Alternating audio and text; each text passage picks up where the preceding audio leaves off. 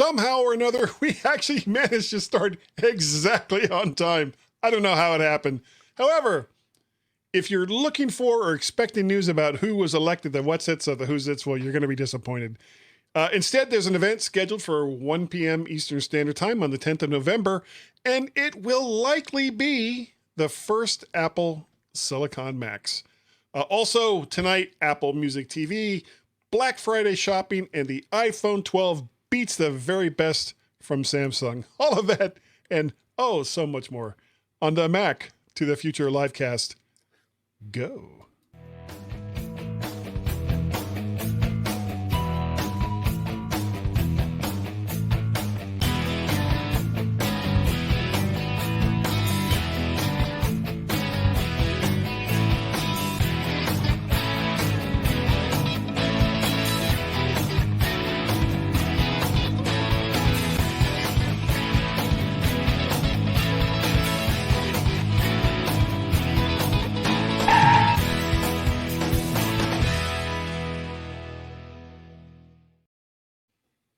That music just makes me dance each and every time. I don't know why. And because I'm 60 years old, when I dance, not only does everybody see it, everyone is completely weirded out by it.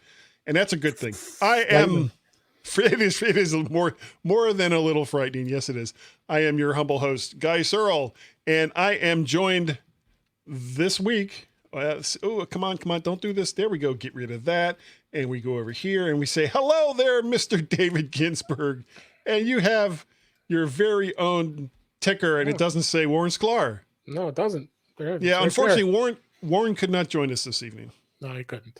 Doing well. It was nice to see you on Mac Voices Live last night. We had a lot of fun there too. And always. We'll have some fun here as well. And yes, let's not talk about any of the election stuff. I don't want to talk. No. Nobody wants to hear that. And if you want to hear that, there's so many other places that you can go for it. Go somewhere else. We're just not going to do it. However, we do have some comments. We have actually, right here. Marcus says that he's doing well. His hair is combed and his bowels are empty. God.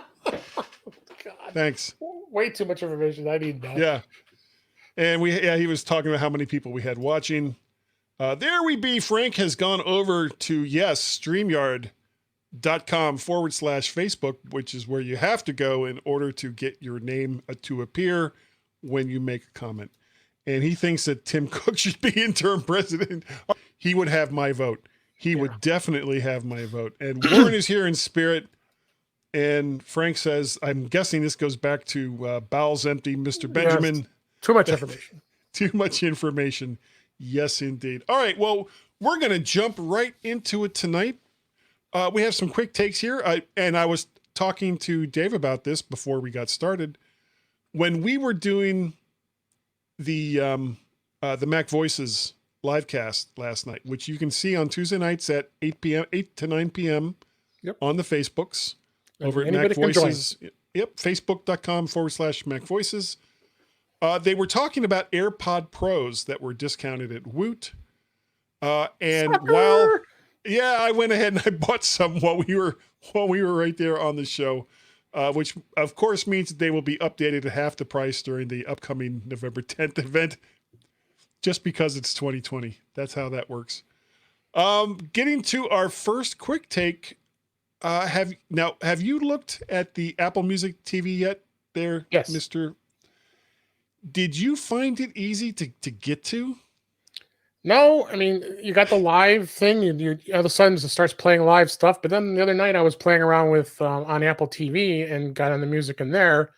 Then all of a sudden you had Jump by Van Halen was right there, and I go, oh, cool, I can watch this. And then I go through, and then you go to the different genres on Apple TV, and then I started seeing bands like Boston and Bon Jovi and the rock category, all their old time stuff. And so it was kind of neat that they had all those videos you can grab at your fingertips. But I know the music TV piece of it is supposed to be the live music. It's not current stuff with all these us old timers, and we don't listen to half that stuff sometimes. And we want that good old fashioned rock and roll. Yeah. When all they did was do drugs. They didn't do all this other stuff. I don't understand these kids Yeah. today. These kids. These kids. So, but it's interesting. I mean, it's good to see Apple's really continued to expand on Apple Music, and it's good stuff. Well, one thing, because I hadn't actually tried the service yet. So I figured, okay, well, it was tonight, as a matter of fact, before we started the show. So let me bring up Apple TV on the Mac here and I'll go and I'll check it out. So I brought up the Apple TV app, and then it was like, okay, well, where the hell is it? I actually had to Google how to find the music video part. And what you have to do, if you go to the Apple TV app on your Mac, you go to Watch Now, then scroll down until you see it. It's past Up Next, What to Watch, election coverage, or whatever the hot button topic would be, under My Channels, and under Apple TV Plus for the other Apple originals, and then you'll find it. So it's like scroll, and then eventually you'll get there. But I was kind of like, really? You couldn't just give it its own little button right there so people can just go to it? No, it's buried. It is so very buried. It is, which is surprising. But is it the same on the regular Apple TV, on the Apple TV device? On the Apple TV, it was not as hard to find, but because they had some highlight headers, on Apple TV has the header images, right. And that's when I caught it. So not as hard. I mean, on the iPhone, it takes a little bit of navigating to find it as well. But the Mac voices variety hour, Winston cigarettes. What did you know? Now, I'm going to take us on a little journey here. As you go off on a side track. One of the very first primetime cartoons was the Flintstones. Yep. Back in the early 60s. And one of the sponsors was Winston cigarettes. Yep. And so there is a commercial with Fred and Barney extolling the virtues of smoking cigarettes. Oh, that smooth tobacco taste. And the guy that used to do Fred Flintstone's voice, I believe, actually was a heavy smoker. I think it was Alan Freed who did Fred's voice originally. Barney was Mel Blanc. Mel Blanc. Well, no. Here you go. First part of the season of season 1, yes, it was. But then Mel Blanc was in a terrible car accident. And so part of the first season or part of the second season was done by someone else, which is, if you watch like the really, really old Flintstone cartoons, you'll be like, that doesn't sound like Barney. Well, that's because it was actually being done by someone else. So get off my lawn. Get off my lawn. It's hidden. Okay. We're going to move on. Do you have any plans for Black Friday shopping this year?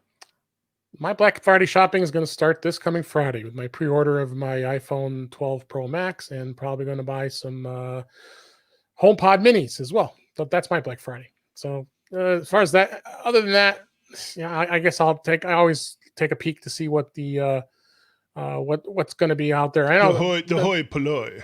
I know they're deep discounting 55-inch TVs, like going under $200 or $150, some crazy amounts of money. But of course, with the off brands, but they're gonna get people to entice them to get people to buy them.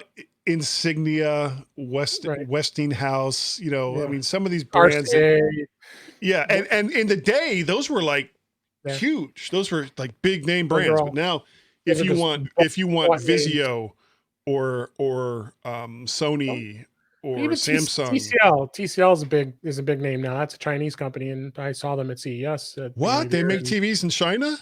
Oh yeah, the TCL. And what was the other? I think there's another brand I can't remember. Insignia. That's is Insignia Chinese? Yeah, that they sold those at Best Buy. But the TCL TVs were not too shabby. They're pretty impressive TVs. I was very impressed with them. So I'm sure they're gonna have some deep discounts on those models too, just because they're not your normal Samsung, Sony. Well, I have a 55-inch 1080p Vizio, and upstairs we have a 42-inch Vizio that is just 720p.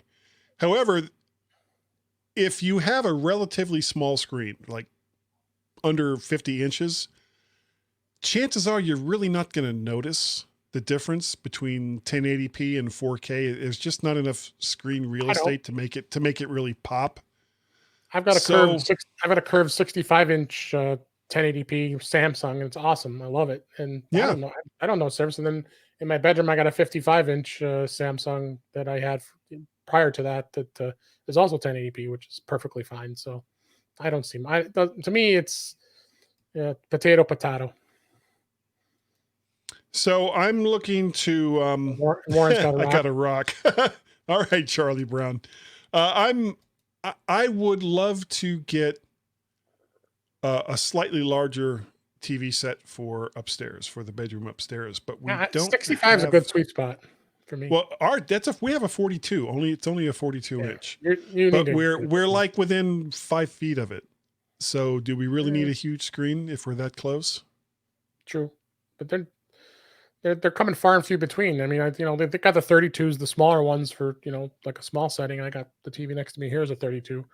But the 40, you don't see as many. They still have them, I guess. But the 55 is actually the big sweet spot right now as far as the most affordable.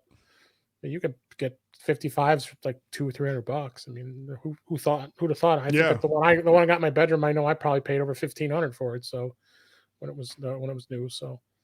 Yeah, I avoid Samsung TVs. I had a really, really bad experience. No, knock on wood. With an earlier one. In fact, I had a DLP 42-inch from them. That was a great TV. It just was old technology. And remember the ones with the bulb you had to replace when it would go out. Yeah. So I donated it to Salvation Army because it was still working, but I had to get rid of it. It was just what do you need to keep this thing for? It was like a year and a half ago. My mother-in-law it was a 25-inch tube TV. Oh, yeah, big, huge monster, heavy. And we were having trouble getting cable to work on it. We were going through a converter. Number one, it's not digital, so you have to go through a converter box. Oh my, remember those? And yeah. She was still using it. And we finally convinced her. Yeah, we got I think it was a 52-inch LCD TV, 1080, and it was really, really cheap. And oh my God, you would have thought that we had plunged a knife into her TV watching entertainment, because it was like, oh, I don't understand. Doesn't look right. It's like, no, because it looks like it's supposed to look. Yeah, and thank God my nephew was there, because trying to get that 25-inch monster out from the little container that it was in, the entertainment unit, out to the garage. And I knew once we put it down in the garage, it was going to stay there, because there was no way my mother-in-law was going to be able to get it back inside again. My dad had remember those Sony Vegas, those ones. Those. Oh yeah. We had a Trinitron. 150 pounds at least. We had a 20-inch Sony Trinitron. It was like a flat screen, but the cabinet was curved. I mean, it was completely 70s chic. And and your memories of those TVs are like, oh, those were so big. But then if you see them now, you're like, yeah, it's Zenith. Tiny. Yeah, it's a tiny thing. Zenith console TVs. Okay, next. Forgot to mention this. Black Friday is usually it's the Friday after the U.S. holiday of Thanksgiving, which means it's going to be November 27th, followed by Cyber Monday on the 30th. Now, just because these are the 2 days that have most of the attention, doesn't mean that there's not going to be some great deals that are going to be going on before and after all of this, because Black Friday apparently has now kind of gone over into October, all the way through just past Christmas. So you can always find good deals here at the end of the year. Yep. Something I saw online is that some people are talking about a redesigned Mac Pro with silicon chips, like a silicon processors. Mini Pro of some sort. They said that's what the rumors were. It's going to be a little smaller than, but I just can't see them diving into silicon right away with the Pros. I mean, with the Pro, no, I think that if might this form factor coincide with you would have an Intel one still, and then a silicon. And see and they wouldn't call it a Mac Pro. That it would be right some other new type of desktop machine, like the Mac next Pro Mac Mini. Yeah, or something like that. But the last story that we have in the quick takes, iPhone 12 Pro beats Samsung's best in an app speed test. And the iPhone 12 only had half the RAM of the Galaxy Note that it was going up against, and still kicked its ass. So, pre-order this Friday. 12 Pro Max. Do you have your? I have that like bookmarked and ready to just go got in it there? Pre-approved. You could pre-approve it for my trade-in, for my upgrade. You get that set up. But doesn't that mean you don't actually have to order it if you've already been pre-approved for one with? I don't have to fill out all. I don't have to fill out all the paperwork. All I gotta do is click 2 buttons and say buy this one now and buy it, and that's the end of it. So it's like a couple. Okay. It just seems it's like, okay, well, this isn't the pre-order. This is like the pre-approval thing you have to do. It's a pre-approval for the pre-order of the Apple upgrade for the Toyota Prius. So that's right, for P's. And as we pop our P's in our mics here, yeah. This is why we have pop filters and all those other things. No, it's it's pre-approved to be pre-ordered. That's okay. It. Got it. All right, main stories.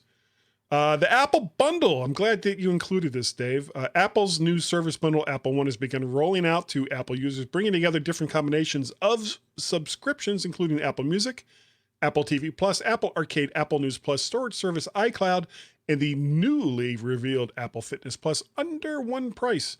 The move, announced at Apple's online event in September, follows Apple's increased investment in services over the past 3 years. Now, I have to admit, I had kind of forgot about this until you mentioned it.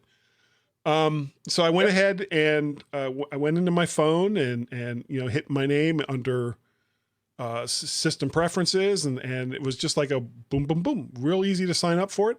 And then just because I was curious, I went and I got my iPad out, my 2018 iPad Pro, and I looked there, already done. Yep, it's like it propagated across all my other devices. Which bundle did you go with? I went with the tall one, because I already had the 2 terabytes of storage. Oh, so it didn't make any sense for me. Save a ton of dough with that. I mean, it's especially if I can convince my kids to go ahead and do it.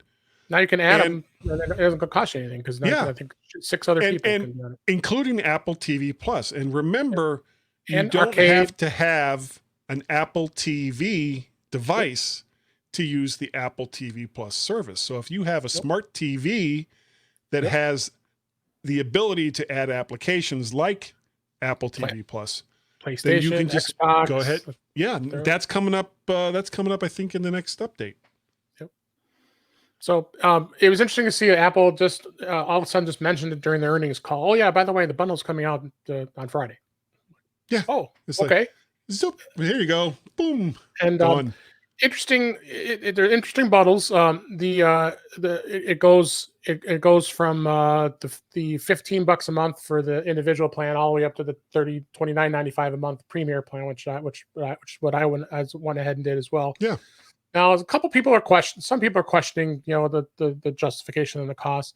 If it's just an individual person, I think that individual plan is great, actually. If you don't, and you don't need a lot of iCloud storage. Don't need a lot of iCloud storage. You get the 50 gig plan with the individual, and you get News Plus or Fitness Plus. It doesn't come with it, but you get all the rest. Arcade. Now, Arcade, I could take it or leave it. I'm not a huge gamer, but it's fine. It's a nice little perk there. Then you move to the family plan, and then that increases the cloud service for iCloud up to 200 gigs. 200 gigs for a family, which I had originally. And then I moved up to the premier plan. So then now you get all the whole kit and caboodle, including Fitness Plus, which isn't officially released as of yet, but it's going to be included in there. When you add up all these bundles, like for the premier plan, you're saving like $25 a month. It's just crazy. That's a pretty good savings right there. Well, to be fair, that's assuming that you were going to get Fitness Plus. You were going to get all those services anyway. If all you wanted was the 2 terabytes of storage from iCloud, $10, then there's no point in getting the bundle. but who's not going to have at least music? I mean, the people, Yeah. for the most part, do have music. And on top of that, if you want, you also can add an additional two terabytes of space. So if you have the 2 terabyte plan, you can increase to 4 terabytes. It's another Really? $10 a month if you so wish. And then basically you're adding an additional 2 terabytes. That original 2 terabyte plan that you can do as an add-on to any of the services. That'll increase your space, however many, like if you 200 Now, gigs, you'll get 200. I wonder if you could use this as like an online backup of like everything, not just the Apple stuff. That's what the file. Everything. Yeah, I know about everything. I don't think it's opened up that. Well, if you could point like Carbon Copy Cloner or Super Duper to your iCloud drive. I don't know. Maybe you can. Oh yeah, on the Mac, I think you can. You could point it to that. I'm going to look into that. I'm currently using Backblaze, which is like $100 a year, and I have got something like. Well, actually, no, I couldn't because I've got something like 12 terabytes of stuff that I'm currently backing up. So yeah, even with the update, I still couldn't do it. But I'm kind of an edge case. Yeah, we're both in the niche. We're not normal people when it comes into this stuff. But if anybody is in the market for this stuff, and like I said, you can take it or leave it as far as some of the other apps that you may not like, News Plus, Arcade, and Fitness Plus, or even to Apple TV Plus for that matter. But Apple TV is $5 a month. It's nothing, and they're adding a lot of great shows. So I'm finding it to be a value. The other thing I'll mention too is, I was always buying on Apple Music. I would buy the 1 year plan, so I pay $99, so I would save money. So the first thing I asked was like I went on Twitter. I asked Apple support. Oh, that's a good question. They didn't even know. And then the next morning, I went and checked my account, and I got credit for whatever I didn't use. So now, what about what was the other music service? Match. Well, iTunes Match. That's been an interesting debate. Do you really need it? Probably not. A lot of people are. I think I was watching Renee Ritchie on the MacRack Weekly the other day, and he was talking about this. Do you really need to keep it? Do you want to keep it for safety purposes? Yeah, it's $25 a year. Yeah, it's extra money, but I don't want to. You worry that are you going to lose it? But you probably won't, because if you have Apple Music, if you have Apple Music, you already get the match as it is anyway. Because if you have music that you own, you're going to still get the same thing. But right. I've had iTunes Match for like forever. So I think the difference is the stuff that you own that you can't get through either iTunes or Apple Music. Some people have a lot of it's for custom. Backup. Right. Yeah, and Apple Match will go into their libraries and try to find, whatever the. It's in most people's cases. If you have iTunes Match, I would tend to say, I don't know if you really need it, honestly, because if you have Apple Music, if you don't have Apple Music, like some people may just be tired of paying for the subscription to Apple Music. Okay, then go ahead, get rid of it. But at least if you can fall back to iTunes Match, because then you'll still maintain your backups and you can download. Right. You'll still be able to hear all the music that you already own, and be able to download 256 kilobit versions of your songs, because some people would upload lower bitrate songs, and then you can upload what you have, and it scans it, sees what you have, and then allows you to be able to download the highest quality, and in that case 256 as far as quality songs. So yeah, they're not MP4s, they're whatever AACs.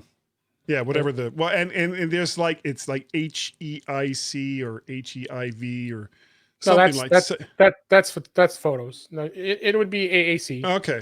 Yeah. All right. You're right. Which is, I think AAC is a variant of MP4, isn't it? More or less, yeah. Or you'll have M4 V or video, or you have or MP4 for that matter. Maybe that's what I was thinking of. Yeah. Mm-hmm. Okay, Frank sent us a comment here that Bombich sent out an email to not use the latest Carbon Copy Cloner with the first couple of versions of Big Sur. That doesn't come as a big surprise. Yeah, I got that email as well, and for me it doesn't matter, because I'm not going to be updating this computer that I'm using right now to Big Sur until some of my audio programs get updated. Oh, don't worry. I know to work Rogue on. Amoeba is going to. Of course they are. They're going to upgrade them. They've been slowly getting them done. So I think Audio Hijack. I bet any money I would venture to say by the announcement next week, we'll probably be starting to hear and seeing. Oh, I hope so. I really, really hope so. But even then, because of how much I depend on Rogue Amoeba applications, you know, Sure. shout out to Loopback and Audio Hijack and you told me I own them all. So and it's just fantastic software, especially if you're a podcaster. Yep. And if Big Sur won't let me play, then Big Sur is going to have to wait. I've got virtual machines of Big Sur I can play for now, and then I've got other machines I can play with. I have a Mac Mini. I've got Big Sur on the. I have a MacBook Air. That's where I have Big Sur right now. You can still play. You can still try. Just not your daily driver. Right, Guy's daily driver.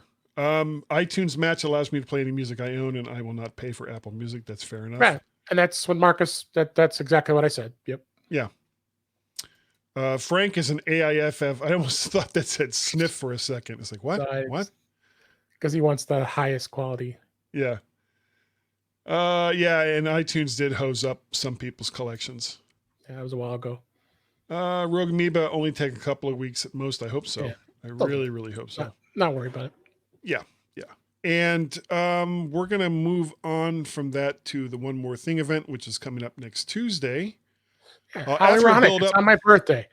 Oh, is your birthday next Tuesday? Happy Apple Eventy birthday. They because I thought for sure it was going to be on the 17th, and I said, there's no way they'll have it on my birthday. Sure enough. There it is. They had some, because my birthday's September 9th, and I know they had some event in the past that was relatively significant that came up on my birthday. And I don't think I ever bought anything of the stuff that came up. But that's neither here nor there. No, I know. I don't think they were thinking of me. I could tell you that. Well, damn it, they should have been. Yeah. After a buildup that really stretches back years, Apple is finally supposed to announce the first A14 ARM-based Macs on November 10th. It's being said that the first ones will be a 12-inch MacBook Air and a 13-inch MacBook Pro that won't deviate that much in design from the existing models, that will still be using Intel's x86 processors. And there are some other sites that are reporting that there could also be a 16-inch MacBook Pro. And this one I'm really, really looking at with a grain of salt, a 24-inch newly designed iMac. That ain't happening. Why would they do a 24-inch iMac? Anyway, but regardless of what's announced, it's going to be on the very first day of release, they will all be running Big Sur. Apple has registered some new Macs with the Eurasian Economic Commission, which is also said to be a bellwether for new Macs. And, repeat after me, there could also be a release for AirTag trackers, Apple over-the-ear AirPod Studio headphones, and maybe a new remote for the Apple TV. And bug fixes. No, that's OS updates. Yeah. I mean, I think the AirTags is probably something pretty solid now, because everybody's been rumoring that they're going to come out like crazy here with the last couple events, and now they're at the end here, and it seems like something smart that would coincide with these Silicon Macs, and then they're going to do that. What does Walsh Mossberg say? I wouldn't know. He's retired. He says Apple TV, big screen Apple TV. That's what he wants. Yeah, no, that ain't happening. No, ever. But then the AirPod Studios, I know, I heard that through the rumors that they were saying that there had been some production issues. So I would be kind of leading towards, I don't know if that would happen or not. Yeah, Warren says you won't be able to buy them till at least December. I am not surprised.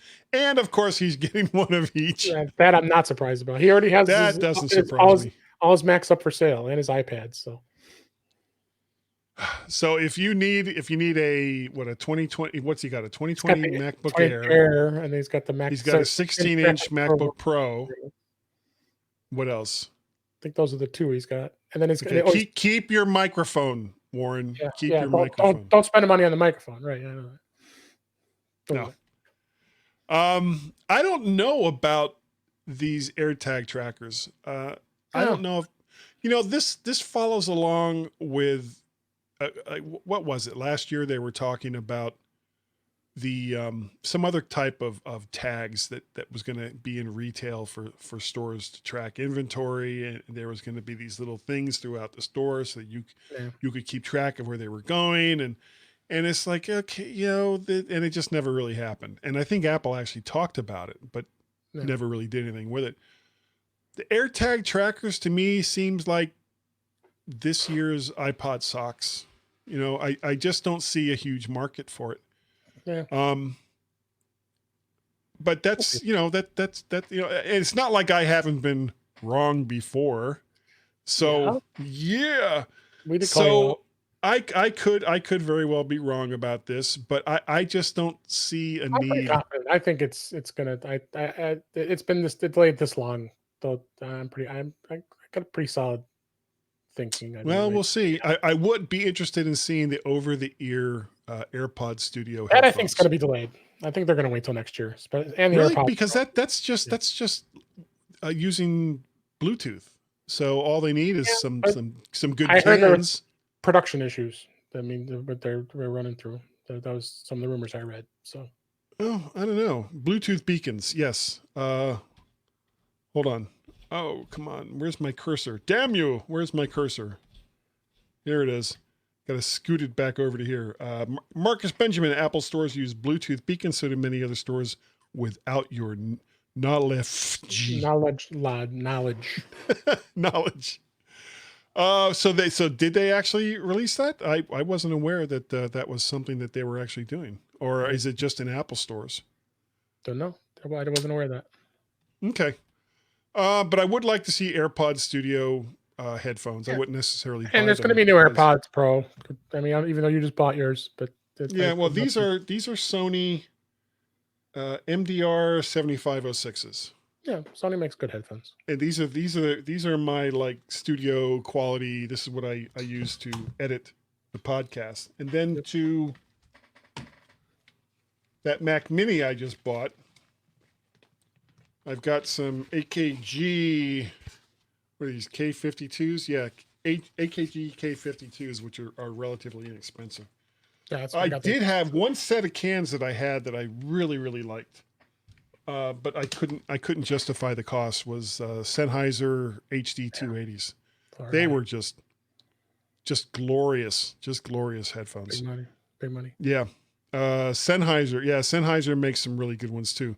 As does Audio Technica. Audio Technica, I think it's the ATH 30, 40, and 50X headphones are very, very well received. Oh yeah. Okay. That's kind of all we got. Yep. Do you have anything else you want to talk about, Dave, or are we going to wrap this up? I think we covered good. All right. Well, then why don't you tell people how they can get a hold of you? Well, you can get a hold of me by going to In Touch with iOS at intouchwithios.com, and we do a show there with Mr. Warren Sklar, and yes, we have lots of fun doing that. And you also can. He should be on tomorrow night. Will be tomorrow night. Yep. I got a guest coming on. Michael Eisenberg. He's the tech lawyer.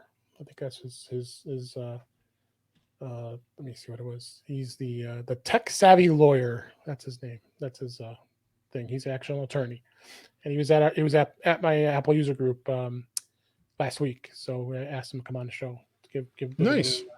Give a bit of a law perspective of iOS. So we'll see where that goes. And then of course on Twitter, the Twitter's Dave G65. And if you'd like to get a hold of me, my email address is guy@mymac.com. You can reach me on the Twitters. I am Mac Parrot or Vert Shark. You can also hear me on other fantastic podcasts like the mymac.com podcast that I do with Gazmaz. We just had Carl Madden on last week, and that was fun. Hadn't heard from Carl in a while, who does the Mac and Forth podcast, also worth listening to. And of course, there's Guy's Daily Drive, which I do in my car because I am completely insane, as well as what you're listening to right now, the Mac to the Future live cast. You can find all of these audios and videos over there on the YouTubes. Just look up Vert Shark over there on YouTube, and then like, share, subscribe. Did you see it the second time or the first time? Like, share, subscribe. That's all you got to do. It's all so very easy. If you would like to help support the things that I do, you can go to patreon.com/MacParrot. You can go to ko-fi coffee.com/MacParrot. And lastly, you can go to PayPal to paypal.me/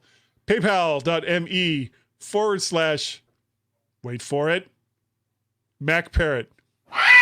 There you go. And that's gonna do it for tonight. Thank you all very, very much for joining us right here on the Mac to the Future livecast. We hope to see you next week. Hopefully we'll have Warren back on as well. And yeah, I think if I can get to where I need to get to, there we go. I think that is it's gonna do it, Dave. So say goodnight, Dave. Good night, Dave. That's all you had to do.